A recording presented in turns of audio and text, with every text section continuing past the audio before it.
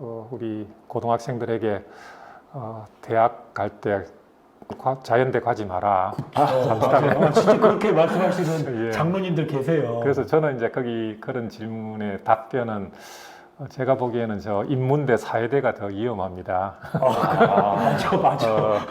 맞아요. 그런 특별 계시 때문에 우리 기독교가 제가 보기에는 좀 많이 교만해진 것 같아요. 과학을 좀 아래로 보고 이제 그래서 아마 일반 계시를 존중하자는 이제 일부 주장이 나오는 것 같습니다.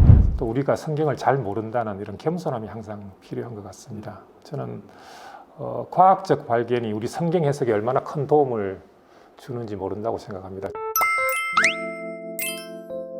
네, 안녕하세요. 좋은교사 TV의 청자 여러분. 오늘 만나고 싶었습니다에서는 서울대학교 화학생명공학부의 성령은 교수님을 모셨습니다. 특별히 모시게 된 계기는 저희가 책 하나 소개해드릴까요? 이렇게 내 신앙에 과학이 답할 줄이야.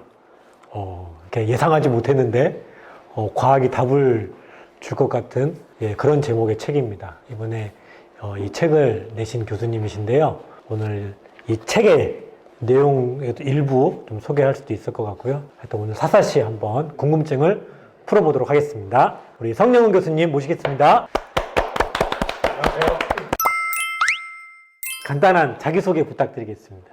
저는 화학 분야 중에서 그 전기화학이라는 분야를 이제 전공을 했습니다. 아마 이제 고등학교 과학 교과서에 산화화하는 그 분야인데요. 그걸 전공하고 제가 98년부터 그 당시에 이제 새로 생긴 광주과학기술원 지금 지스트라 부르죠. 거기에 가서 이제 교육과 연구를 하다가 2004년에 서울대로 옮겨서 지금까지 지내왔습니다.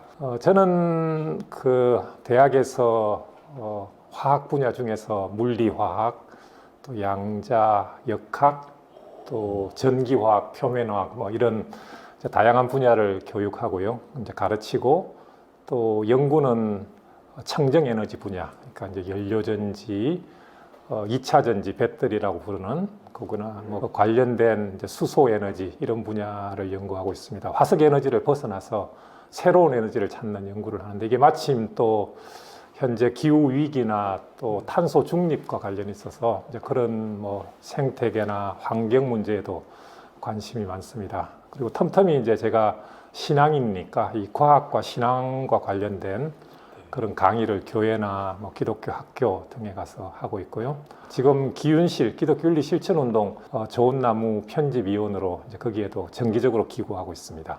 제가 뭐 약간 과학에 대해서는 과학 어린이 수준이라서 과린이라고 불러야 되나? 하여튼 굉장히 초보적인 수준의 지금 과학 지식을 갖고 있는 한 사람으로서 평소에 궁금했던 것들 좀 이렇게 다 여쭤봐도 괜찮겠어요? 예, 좋습니다. 예, 예. 네, 교수님 방금 신앙인이라고 소개해 주셨는데 또 교수님의 신앙 여정이 좀 궁금합니다. 어떻게 기독교 신앙을 가지게 되셨나요?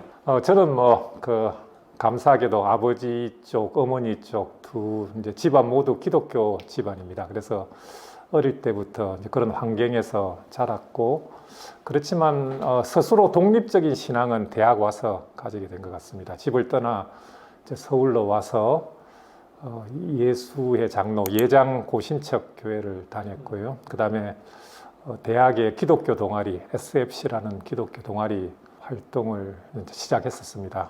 지금도 제가 그 동아리 지도 교수로 있는데요.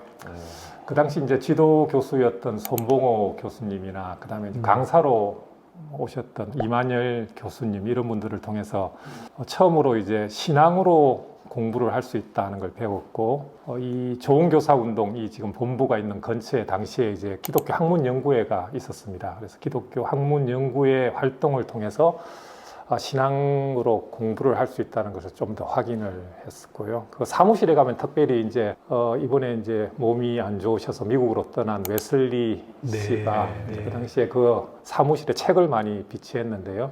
한국에서는 볼 수 없었던 기독교 세계관, 또 신앙과 과학 이런 책들을 보면서 저도 제가 분야가 과학이니까 신앙으로 과학을 해야 되겠다 그렇게 마음먹고 또 대학원을 갔고 또 미국에 유학까지 그렇게 갔다 왔습니다. 방금 교수님께서 조금 말씀해 주셨는데 우리 보통 신앙인들이 또 과학과 신앙이 좀 모순된다고 느낄 때가 그래도 제법 있는 것 같아요. 아마 교수님도 기존의 과학과 신앙이 이렇게 모순점을 발견하실 때가 있을 것 같은데요. 그럴 때 교수님은 어떻게 해결해 오셨는지 궁금합니다. 제가 추가로 조금 예, 예. 여쭤드리면 약간 과학을 공부하면 왠지 무신론자가 될 것 같은 그런 불안과 두려움이 좀 있거든요. 예를 들어서 제 자녀가 과학자가 되겠다고 하면 한편으로는 되게 막 기쁘고 그래도 과학자 되라. 그러면 좋은 직업도 가질 수 있다. 그런데 한편으로는 과학을 공부하면 공부할수록 하나님과 멀어지는 게 아닌가. 이런 두려움들이 우리 신자들에게 많이 있는 것 같아요. 맞습니다. 이게 아마 그 우리 대체로 신앙인들이 생각하는 과학에 대한 이제 그런 생각이 아닌가 저도 뭐 그렇게 생각합니다. 심지어 저도 뭐 어디 강의 가보면 이제 그 들리는 이야기가 그 우리 고등학생들에게 대학 갈 때 자연대 가지 마라.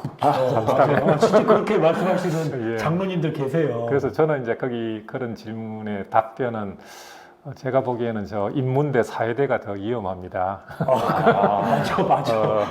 맞아요. 그런데 이제 대부분 아마 그렇게 생각할 수 있을 것 같습니다. 그런데 엄밀한 의미에서 보면요, 우리 시대 과학과 신앙은 아마 역사상 가장 충돌이 없는 시대 아닌가 생각합니다. 그 이유는 과학은 엄청나게 객관화시켰습니다. 요즘 뭐 아마 과학 교사 선생님들께서 뭐 가르칠 때 확인해 보시겠지만 과학 교과서 어디에도 인간의 주관적인 면은 다 없어졌습니다.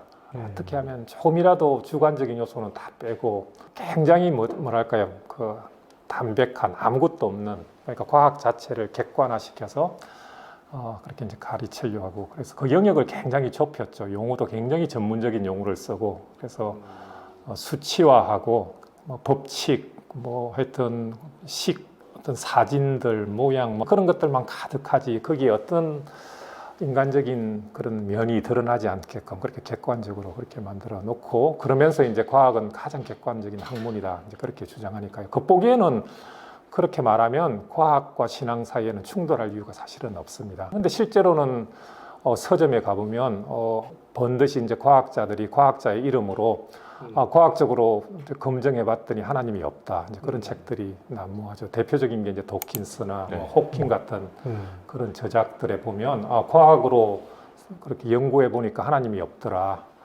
이제 소위 과학적 무신론 이런 것들을 이제 강하게 주장하죠. 그런데 그분들은 거꾸로 이제 기독교가 과학에 대해서 어떤 말을 하면 그 객관적인 과학에 감히 신앙을 개입시킨다, 그렇게 역으로 비판을 하죠. 자기들은 과학을 통해서 하나님이 없다고 어찌 보면 자기들의 종교적인 신념이나 뭐 그런 입장을 표명하면서 반대로 이제 기독교가 과학에 대해서 어떤 것을 언급하는 것에 대해서는 굉장히 이제 반발을 하는 그런 상황입니다. 그러니까 가장 객관적인 과학인데 왜 과학으로 이런 이야기들이 나오는가, 이게 이제 저도 고민이고, 또 이런 것들이 사실은 우리 시대 특징이 아닌가. 겉으로는 가장 평온해 보이고, 뭐 저도 사실은 그 과학 실험 현장에서 제가 매일 이제 실험을 하는, 연구하는 사람인데요. 현장에서는 사실 신앙과 충돌하는 일은 많지 않습니다. 그냥 평온하게 연구하고 논문 쓰고 그렇게 지내거든요. 그만큼 이제 사실 뭐 매일 일상에서 충돌하는 일은 없는데 크게 보면 이제 이런 아주 고민되는 일들이 매일 이제 발생하고 있는 거죠. 한쪽에서는 이렇게 과학의 이름으로 우리 신앙을 공격하고 있는데 내가 이렇게 평온하게 살아도 되나?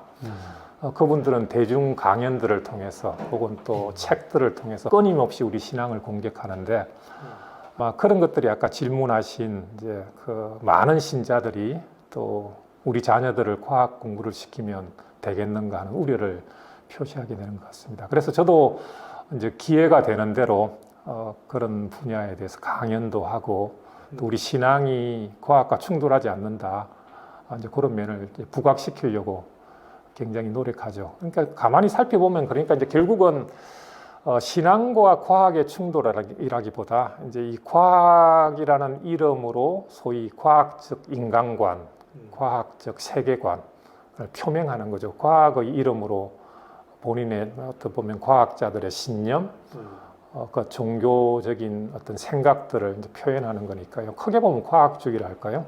과학적 세계관.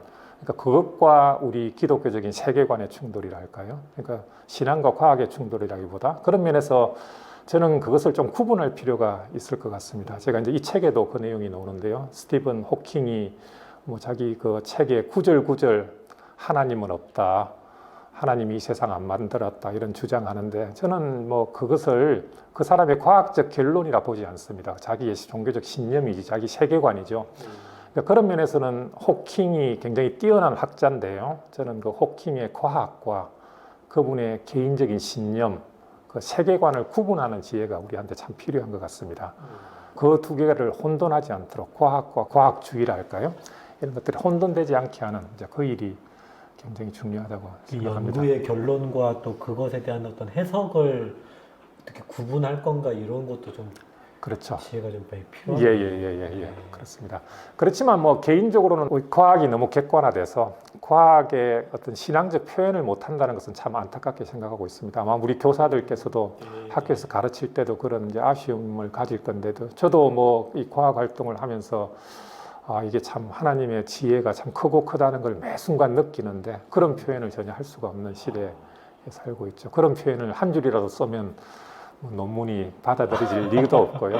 제가 이제 전에 케플러라는 분의 책을 종교개혁 시기에 살았던 이제 과학자입니다. 그분 자료를 이렇게 조사해서 책을 쓴 적이 있는데요. 그분은 뭐 구구절절히 과학적 신앙 고백을 하고 있습니다. 자기 뭐 심지어 회개하고 또 자기의 교만함을 회개하고 과학 책 속에 그런 내용이 가득 아니 들어 있는데. 케플러라 하면 그 망원경 예, 맞습니다. 만들고 예, 그 예. 우주 예, 맞습니다. 타원궤도 예. 만드신 그 과학자가 아유 무식한 단어라서 아시는데요? 그래서 네. 그분 보면 얼마나 부러운지 모르겠습니다. 저희는 뭐 전문적인 과학 분야에서는 그런 표현 못하고 이제 기독교 출판사를 통해서만 우리끼리는 이제 이런 논의를 할 수 있는데 일반인을 향해서 그렇게 말할 수 없다는 게 참 이제 아쉽죠. 케플러는 과학 우주를 연구하면 연구할수록 그 창조자의 그 섭리에 대해서 경탄하고 했는데 그렇죠. 예. 네. 제 고등학교 때 선생님이요. 네. 진화론 쭉 가르치고 나서 마지막에 딱 한 말씀 하셨거든요. 미국이나 다른 나라에서는 창조론도 가르친다. 예, 저는 그 말씀이 저한테 엄청 큰 영향을 줬던 것 같아요. 예. 실제 가르치나요? 경우에 따라 다르겠죠. 보통 이제 그 과학 혁명의 구조를 이렇게 좀 패러다임 전환이라고 하는 관점으로 좀 설명하던 시기가 있잖아요. 뭐 지금도 그런지 모르겠지만 뭐 우리 토마스 쿤 책 그 보급되고 그러면서 과학이 그냥 무조건 사실인 줄 알았더니 그것이 아니라 하나의 어떤 패러다임이 있고 그것이 또 한번 바뀌기도 하고 뭐 그러더라. 이제 저도 이제 작게 알고 있는데 패러다임 한번 쓱 바뀌다 보면 기존의 어떤 전통적 과학관에 익숙해져 있던 분들 그리고 거기에 맞춰 가지고 신앙적인 해석이라던가 이런 것도 다 이렇게 만들어져 있는데 뭔가 새로운 과학적 사실들이 딱 나왔을 땐 기존의 이런 전통적 사고들을 다 이렇게 균열시켜 버리는 그러면서 느끼는 좀 이질감들이 좀 있는 것 같아요. 그래서 이런 혼란을 좀 줄이려면 우리가 과학을 좀 어떻게 좀 바라봐야 되는가 좀 그런 좀 궁금함이 좀 있거든요. 이게 그러니까 거기 우리가 과거로 되돌아가면 이제 지동설처럼 과거의 역사를 보면 지금 말씀하신 게 굉장히 분명한 것 같습니다. 시간이 지나고 나면 분명히 이제 그 문제가 발생하는데요. 과연 이제 지금 우리 시대 과학 체계가 그렇게 깨질 수 있을 건가? 이제 그 정도로 제가 보기에는 이제 견고해 보입니다. 그런데 이거는 우리뿐 아니라 모든 시대에 살았던 사람들에게 다 똑같은 것 같습니다. 이제 다시 돌아가서 이제 지동설 뭐 나올 때 그때 상황을 이렇게 살펴봐도 지금 우리가 보면 이제 그 이론이 천동설이 틀려서 지동설로 바뀌고 해서 이제 체계가 바뀐 것처럼 보이는데 뭐 그 시대 살았던 케플러나 뭐 코페르니쿠스나 갈릴레이 이제 이분들의 그런 글들 이런 것들을 읽어보면 그 시대들을 이제 이렇게 살펴보면요, 그 시대도 그 중세가 가졌던 천동설 그 체계에 대한 그 확고한 믿음 절대 틀리지 않았다는 그게 엄청나게 강했더라고요. 그러니까 1543년에 이제 지동설이 나오자마자 사실은 말도 안 된다 해서 사라져 버렸고요. 그로부터 한 반세기 지나서 케플러하고 갈릴레이가 이제 천문학적인 관측 결과를 이렇게 내세우면서 지동설이 맞다고 주장해도 뭐 로마 카톨릭뿐 아니라 심지어 그 그 중세 세계관을 넘어섰다는 개신교조차도 뭐 철저하게 반대를 했거든요. 그만큼 이제 어떤 과학 체계라는 것은 굉장히 견고한 것 같고 시간이 한참 지나야 이제 거기에 문제가 있다는 것을 이제 찾아가는 것 같습니다. 그런 면에서 과연 지동설이 나왔던 그 시대에 비교해서 오늘날 과학 체계는 정말 더 정교하고 뭐 실험적인 그게 얼마나 그 철저하게 그 토대를 쌓았는지 모르거든요. 저는 뭐 개인적으로는 정말 여기에 텀이 있는가, 이 체계가 무너질 수 있을까. 물론 시간이 지나면 판가름 나겠지만 그 정도로 이제 아주 견고한 것 같습니다. 그럴지라도 제가 이제 생각하는 변함없는 진리는 이제 과학은 상대적인 진리다. 변하는 진리다. 절대적인 진리가 아니다 하는 그런 믿음인 것 같습니다. 그거는 뭐 결코 변하지 않는 것 같고요. 이제 그 하나의 증거라 하면 뭐 큰 거시적인 건 아닐지라도 이제 매일 그 현장에서 일어나는 실험, 저희도 이제 매일 실험해서 논문을 쓰고 있는데요. 저희가 쓰는 논문은 다 앞에 결과가 좀 문제가 있다. 수정하거나 틀렸다고 반박하는 논문이고 또 우리가 논문을 내면 또 다른 데서 똑같은 논문을 내면서 끊임없이 이제 그게 과학 활동의 지금 이제 흐름인데요. 그러니까 그만큼 이제 미세 영역으로 들어가면 계속 변하고 있는 거죠. 근데 이제 그 무수히 변하는 그런 이제 과학 활동이 그 결과들이 그 거대한 현재 과학 체계를 바꿀 수 있을 건가?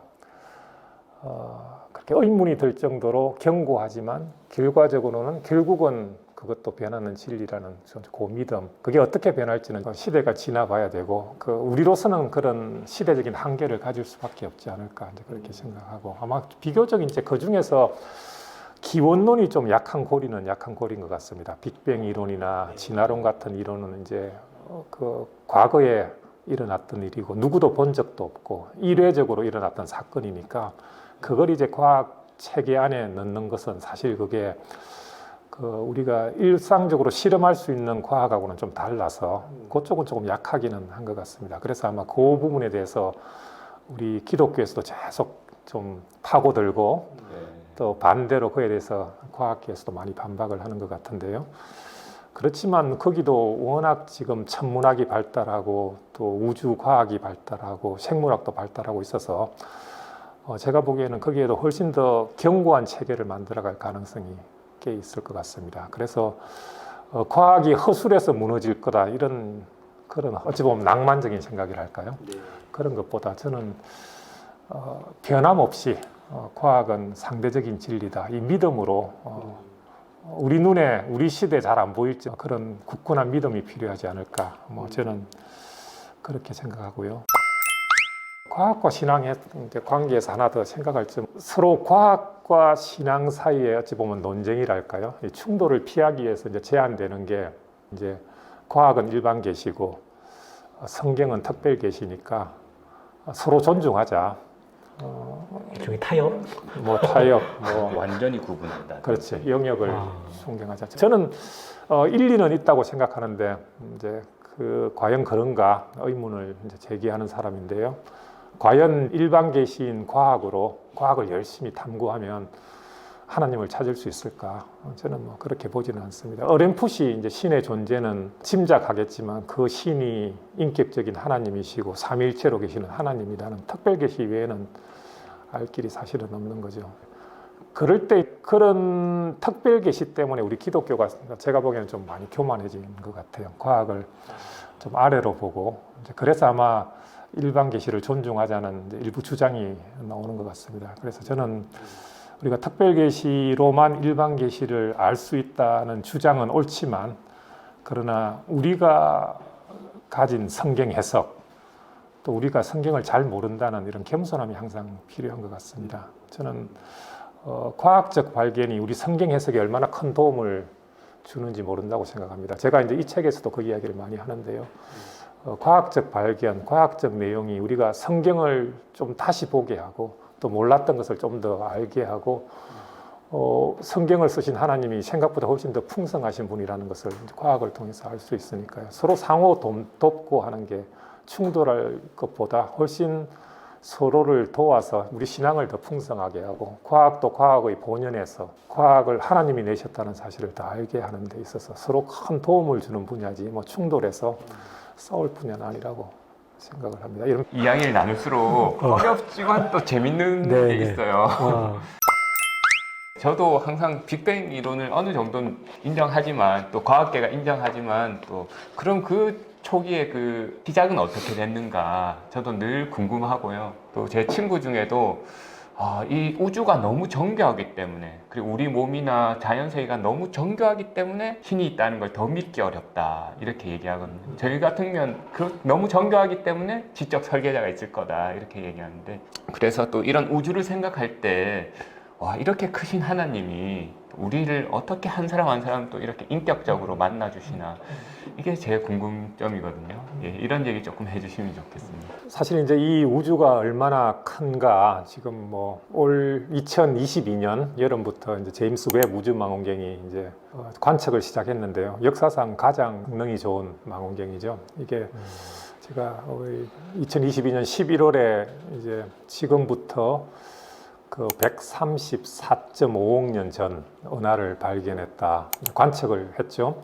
시간을 가지고 우리가 너무 논쟁할 필요는 없는 것 같습니다. 그 연도가 맞냐 틀리냐 문제는 이제 좀 두고요. 134.5억 년 전의 은하라면 이게 이제 그 134.5억 년 전에 빛이 지구로 왔기 때문에 134.5억 광년 떨어져 있다 할 수 있습니다. 그러니까 그만큼 멀리 있는 거죠. 그 은하 천체의 빛이 지구에 도달한 거니까요. 그리고 또 뭐 새로 탄생하는 별들도 계속 관측하고 있고요. 그렇게 보면 이 우주는 너무나 크고 너무 오래됐고 또 지금도 창조 활동이 계속되고 있는 그런 거잖아요. 빅뱅 이론이 이제 138억 년 전에 이 우주가 생겼다는 건데 134.5억 년이면 거의 그 이론에 근접하는 거기까지 이제 천체가 관측되는 거잖아요. 자, 이렇게 되면 이제 기독교에 혼돈을 주는 면은 분명히 있습니다. 특히 이제 소위 젊은 지구 창조론 해서 뭐 심지어 지구가 지금부터 6,000년 전에 만들어졌다. 이제 이렇게 믿는 우리 크리스찬들에게는 좀 당혹감을 주는 이제 그런 문제인데요. 뭐 저는 뭐 물론 그럴지라도 그 뭐 해결책은 있습니다. 왜냐하면 하나님께서 그렇게 오래된 상태로 지금 만드셨다. 6,000년 전에 만들었다. 뭐 그렇게 해도 틀린 건 아니니까요. 그리고 뭐 창세기 1장의 그 유기를 좀 기간을 좀 다르게 봐도 되고요. 뭐 어떤 주장은 뭐 창세기 1장의 첫째 날이 80억 년이다. 이 우주가 다 한 점에 모여 있어서 중력이 너무 커서 지금 이제 시간의 일반 상대성 이론에 의해서 이제 계산을 해보면 한 80억 년쯤 된다. 뭐 그렇게 봐도 우리 시간으로는 24시간이지만 간격으로 따지면 그 정도 된다. 이렇게 주장해도 뭐 틀리지 않고 또 138억 년 그대로 봐도 우리 성경과 그렇게 충돌할 문제는 저는 별로 없다고 봅니다. 그 이유가 이제 우리 성경이 사실 이런 문제로 우리가 성경을 다시 보면 성경의 관심은 시간이 아니라는 걸 알 수 있습니다. 그 성경의 여러 가지 내용을 이제 여러 군데를 살펴보면 시간은 하나님이 만드신 피조물이거든요. 그리고 오늘날 현대 과학도 시간이 그 어떤 환경에 따라서 제각기 변한다는 것을 뭐 아주 검증을 많이 했습니다. 우리가 대표적으로 휴대폰에 쓰는 내비게이션이 그런 예인데요. 이 시간을 인공위성 시간하고 우리 시간이 서로 달라서 계속 조정하면서 우리가 사용하고 있거든요. 시간은 뭐 환경에 따라서 인공위성 속에 뭐 무거운 별 모든 상황에서 시간이 다 다르기 때문에 고층 빌딩 위에 시간 다르고 아래 다르고 다 시간이 다르거든요. 그만큼 이제 변하는 피조물이라는 사실이고 우리 성경은 그 시간에 관심이 있는 게 아니고 우리로 하여금 하나님의 속성인 영원으로 이끄는 그러니까 시간을 넘어선 영원, 긴 시간이 영원이 아니고요. 시간과 전혀 존재 자체가 다른 피조물이 아닌 영혼으로 우리를 영원한 그 생명, 영원한 나라 그리로 이끄는 그런 책이니까 그래서 너무 지나치게 성경 속에서 시간 문제의 답을 찾으려는 것은 저는 어리석은 일이라고 생각합니다. 그런 면에서 이제 성경을 좀 봐야 되고요. 아까 질문하신 대로 이 거대한 우주 문제를 어떻게 볼 건가? 소위 이제 그 규모 논증이라는 게 이제 과학적 무신론의 주장 중에 하나인데요. 이 우주가 너무 크다는 말이 하나님이 없는 증거다. 왜냐하면 아무리 봐도 하나님 안에 없지 않느냐. 그리고 만일 하나님이라는 분이 있다면 이 우주를 이렇게 쓸모없게 만들었겠느냐. 뭐 지구 외에는 아무도 사람이 살 수 없고 어디도 공기도 없고 이렇게 황량한 우주를 만들었겠느냐. 이게 하나님이 없는 증거다. 이렇게 이제 우리는 거대한 우주를 보면 하나님을 연상하고 이렇게 큰 우주를 만드실 분은 하나님밖에 없다고 생각하는데 반대로 크기 때문에 하나님이 없다고 이제 반박을 사실 하는 거죠. 이런 거 보면 우리가 하나님을 알 수 있다는 거는 이거는 그냥 은혜다. 하나님이 주시는 거지 결코 우리가 탐구해서 하나님을 알 수는 없는 거구나. 저는 이제 그 사실에서 굉장히 어찌 보면 그 무신론적 주장이나 또 그런 분들에 대해서 동정적으로 우리가 봐야 된다고 생각합니다. 우리가 복음을 전해야 될 대상이고 그런 주장을 틀렸다고 뭐 반박 물론 해야 되지만 한편으로는 하나님께서 은혜로 알게 하지 않으면 우리가 하나님을 알 길이 없고 하나님이 세상을 만드셨다는 것을 알 길이 없다는 것을 저는 굉장히 동정적으로 보고 이해하고 그렇게 하는 그런 태도가 우리 신자에게 참 필요하다. 사실 진화론이 그 첨예하게 충돌하게 된 데는 우리 기독교가 참 그 과민 반응한 데 저는 참 큰 이유가 있다고 생각합니다.